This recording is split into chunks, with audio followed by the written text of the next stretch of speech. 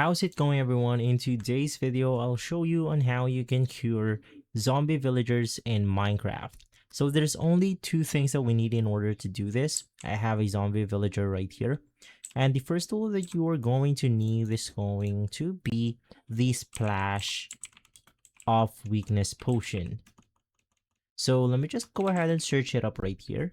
You could use any sort of Splash Weakness Potion. And for the second one, it's going to be a golden apple. Now from here, you could just splash the zombie villager with this potion of weakness. Right click the zombie villager and then it will make this animation right here with some crunchy noises. And if you're on Bedrock, you could fasten up the process by simply resetting your world or just logging it off and logging it in.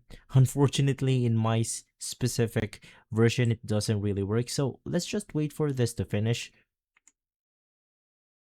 And basically, after waiting for a couple of seconds, we are now with this villager right here. So I've actually fast forwarded my time in Minecraft in order to make the process easier, but that's simply how you do it. And so guys, if this video has been helpful, leave a like, subscribe, and follow us for more videos like this. Thanks for watching.